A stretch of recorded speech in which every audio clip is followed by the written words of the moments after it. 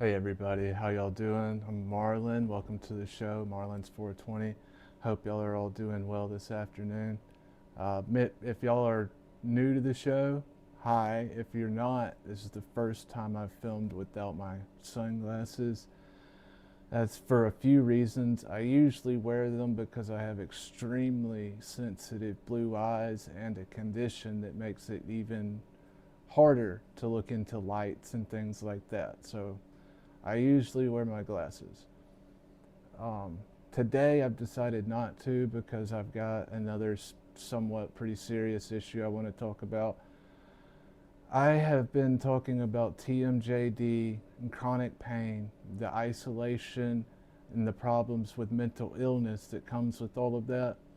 And today I was on X messing around, and the day before yesterday, I had responded to one of Vance's, Donald Trump's vice presidential pick, one of Vance's posts about all medications and drugs should be pharmaceutical medications and pharmaceutical drugs used here in America should be made here in America.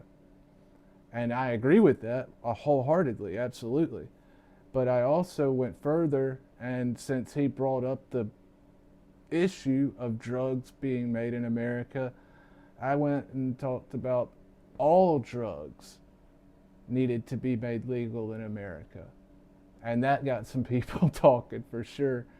Now, I don't want to go down that road right now tonight just yet.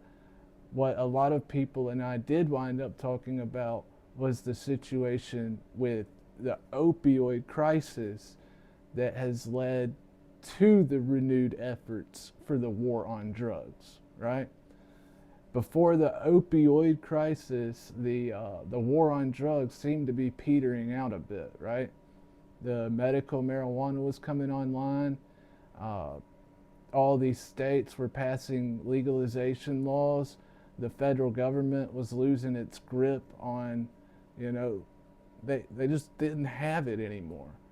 And that I thought was going to be pretty much the end of it until Barack Obama decided to make a political issue out of pain management. Now, I get it, and we're going back quite a lot of years here. I get it. What started all of this was, overdoses and the pill mills in Florida, all that type of thing, West Virginia, and in the Midwest, Oklahoma, Kansas, all the way out to California, pill mills everywhere, right? Or so we were told. And there were a lot of them.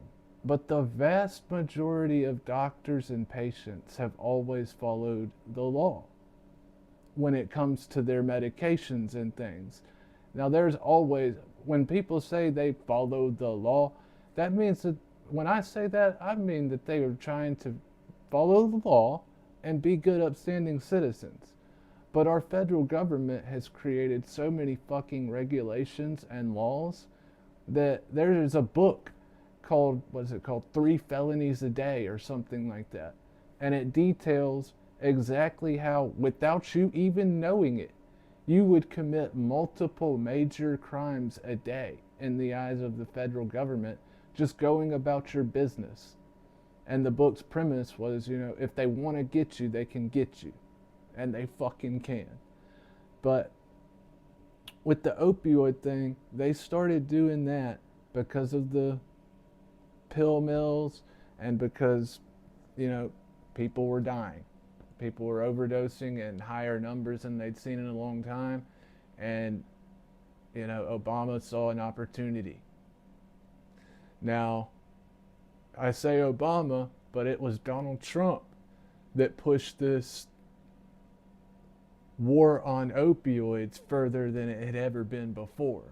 Um, Now, the reason that got me thinking about and wanting to do this video is the DEA is getting ready to announce how much they're going to order the pharmaceutical industry to cut opioid production again for 2025. Now, they have done this almost every single fucking year since like 2016, 2017, something like that. When, I don't remember the name of the law, I'll look it up later and get it back to y'all, but Donald Trump passed a law. Well, Congress passed it, Donald Trump signed it, the DEA enforced it, and it gave the DEA the power to tell these pharmaceutical private pharmaceutical companies, and you're not going to find me sticking up for the pharmaceutical industry anytime soon. Fuck no.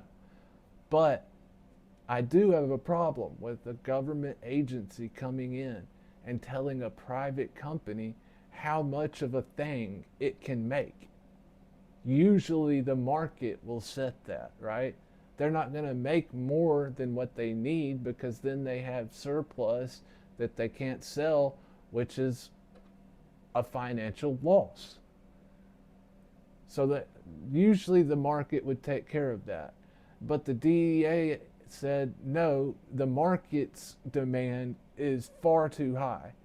And that doesn't fucking matter anyways because we're going to deal with that. We're just going to tell the doctors to fucking stop. And that's what they did. And then they went and they started cutting the production of opioids year after year after year. Now, I know I do not use a script ever. Maybe I should. Some people have said, it can be annoying when I have that half a second pause here or there, or when I'm looking for words like I was just then.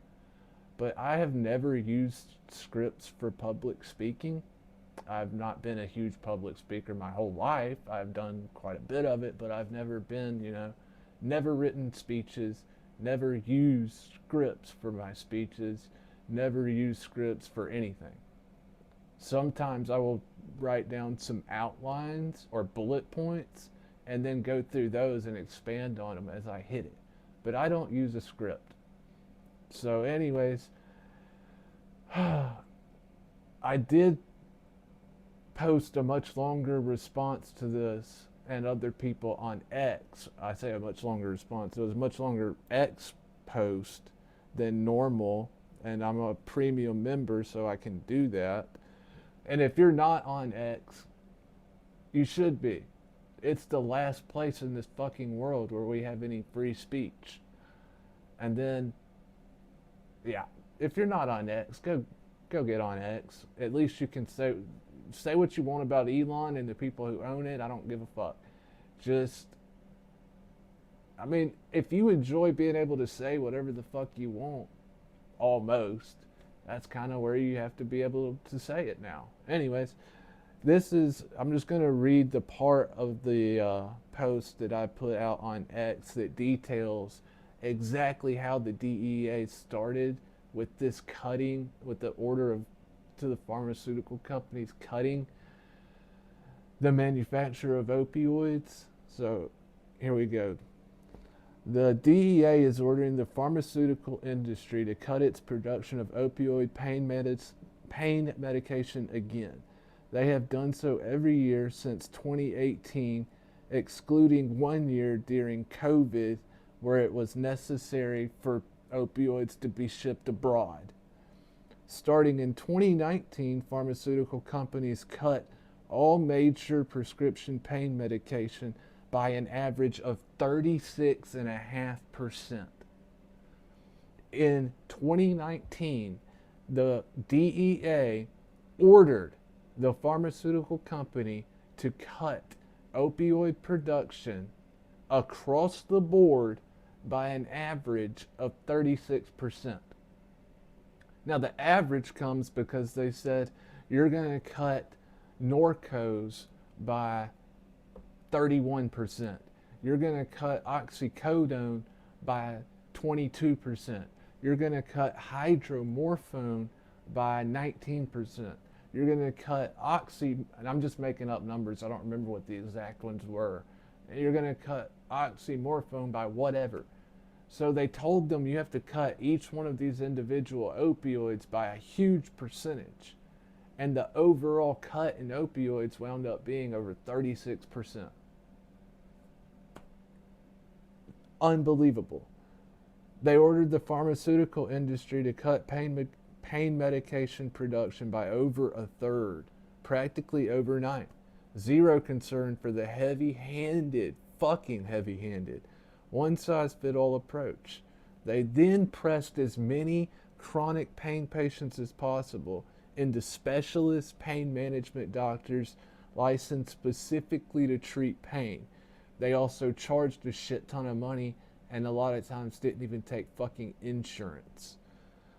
While at the same time warning my primary care doctor that they should not be treating my chronic pain any longer. And that same fucking thing happened to my grandmother, and I'm sure it's happened to many of you, your family, and your friends. You know your primary care doctor. You've been to see him sometimes your whole life. And now the DEA steps in and puts a barrier between you and him and says he is not allowed to treat you for X anymore. Hundreds of thousands. And I mean, that the putting up of the barrier between your primary care doctor, unacceptable. They're telling their primary care doctors that they should not be treating their patients' chronic pain, only acute pain for short periods of time. Any ongoing pain management that was required was to go through a pain doctor or specialist specifically licensed by the DEA, like they do now for buprenorphine, or Suboxone as most people know it. Excuse me. Required to go through a pain doctor, usually some sort of anesthesiologist is what they are, but they can be back surgeon, all kinds of things that they've got a specialty in pain management, but they're usually anesthesiologists. Hundreds of thousands, perhaps millions of people were cut off from their medications and their doctor overnight, leaving them in pain and with life-draining sickness and withdrawals and no hope or way to fix it. It was absolutely fucked. Crap. That's the one thing I don't like about this phone. If I touch it a certain way, sometimes it just goes nuts. Anyways, they scrambled to find pain doctors to see. Alas, many pain patients were already doing the same thing, flooding the system, the limited facilities, and the wait time skyrocketed. It was not uncommon at the time for it to take months to get in to see a doctor. Now, the DEA at this point, as we're moving forward, has totally set the fucking table for the crisis to explode, right? They've made it, they've got it all lined up, and they've made everything fucking horrible.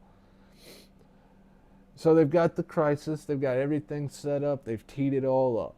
Since then, the DEA has arrested and prosecuted many, many doctors. Some deserving, most were absolutely not. For opiate pill diversion. Prescribing pills to somebody who they believe shouldn't have it. Not a doctor doesn't believe they shouldn't have it. A DEA agent of some kind believes they shouldn't have it. Fuck them. The vast majority of doctors and pain patients are citizens who have always followed the law, or tried to. They were easy for the DEA to intimidate. Finally, after 50 years, they were created in 1973, the DEA found a war on drugs it could win. But this war would be against its own citizens, me and you, and doctors, not drug lords from Venezuela or Mexico. The typical target type of the DEA. It's us now, not the drug lords. They, of course, never had any success in any war on any drug that they chose to fight before this. When they were fighting true criminals who had no care for the rule of law, no job to lose, no license to practice medicine that could be revoked, no fear of fucking prison. All the things that made these wars absolutely impossible for the DEA to ever win were completely absent in their war on opioids when it first started. That's the big fucking thing. Now, the pill mills and diversion were all but eliminated through the DEA's constant attacks, smear campaigns against doctors and opioids, and many perp walks of arrested doctors, followed by convictions with massive sentences. It was absolutely fucking crazy. At the time, pill prices on the black market absolutely exploded. Before these actions, it was common for an oxycodone pill, one of the most commonly prescribed painkillers, to cost around 50 to 75 cents a milligram, depending on where you were buying it, black market, and up to maybe a dollar. A dollar a milligram was normal for a long time. And I know because I had to use the black market. After these actions, it was common for the same pills to cost $1.25 to $1.50 or even more. They went up so fucking goddamn high per milligram. 30 milligram pills, which were the norm and everywhere at some points, were usually $30.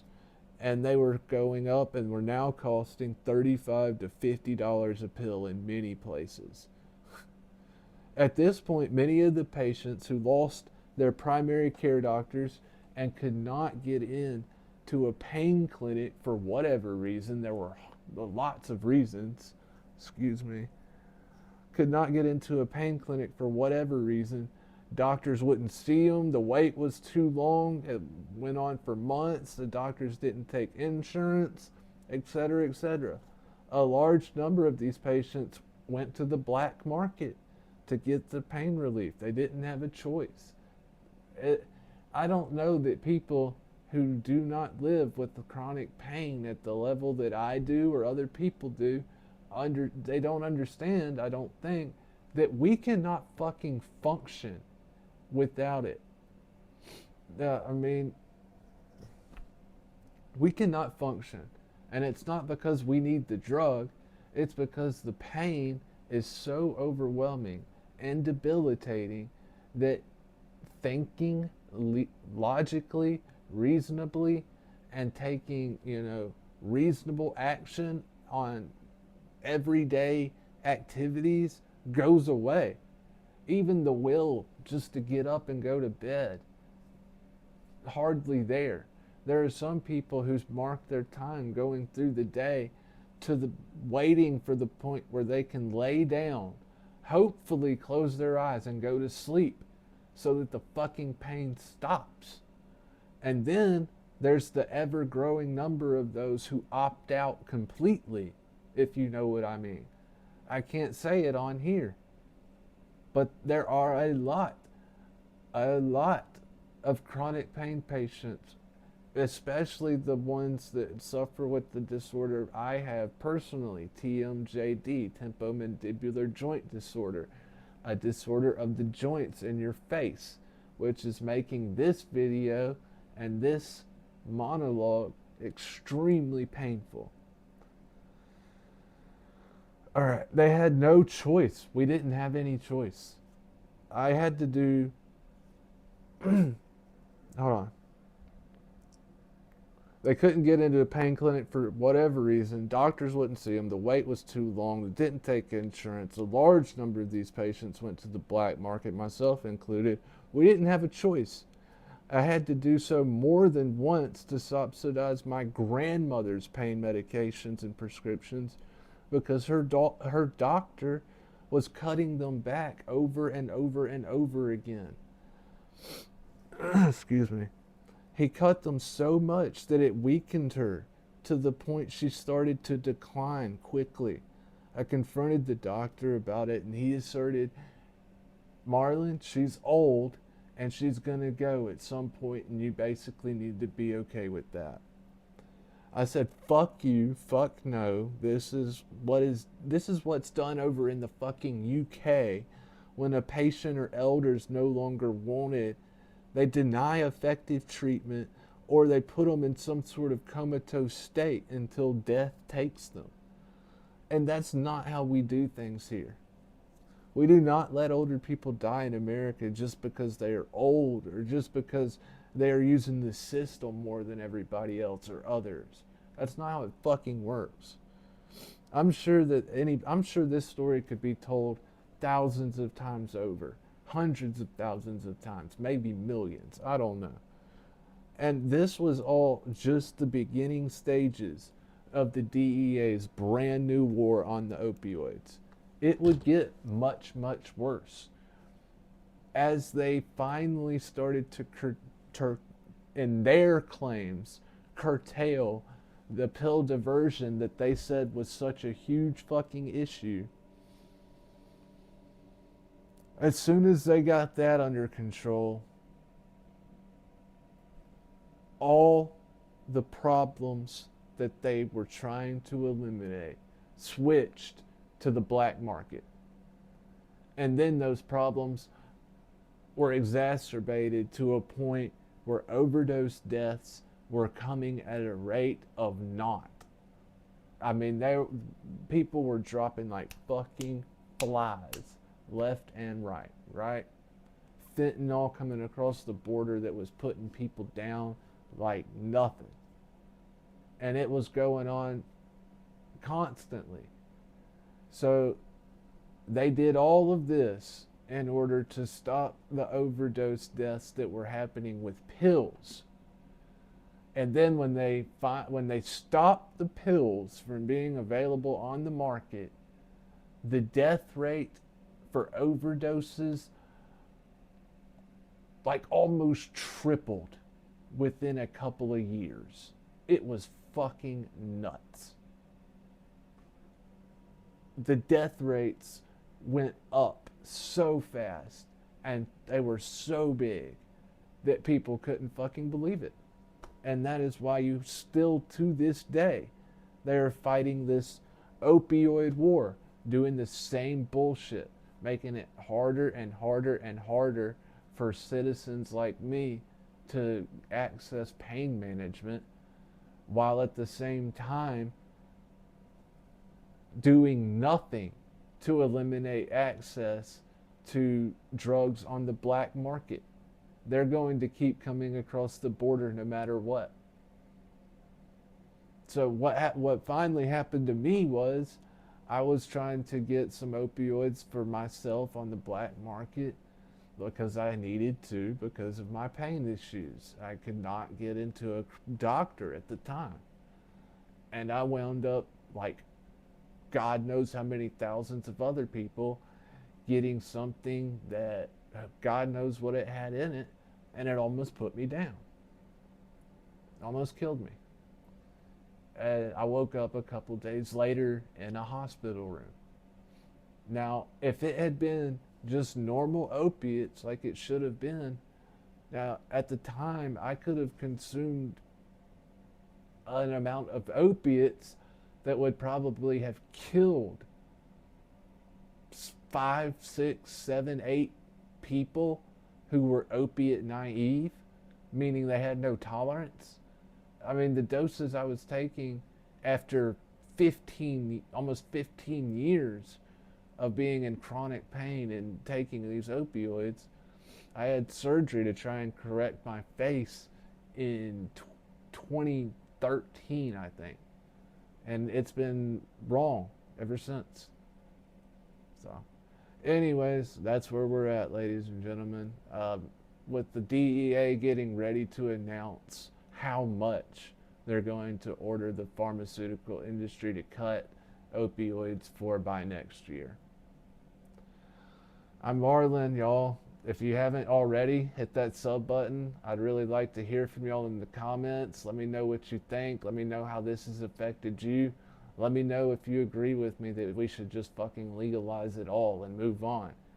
If you legalize everything, you get rid of the cartels, you make it all, clean, It comes from a pharmaceutical. It's made in a pharmaceutical setting. I mean, the benefits are just one after the other after the other, and leaving things as they are now is just absolutely Einstein. It's the definition of insanity. We're doing it again and again and again. Anyways, I really appreciate all y'all being here. Like I said, let me know what you're feeling down in the comments. Hit that like and subscribe button if you can. I'd really appreciate it. And I'm Marlon. We'll catch y'all soon. Cheers.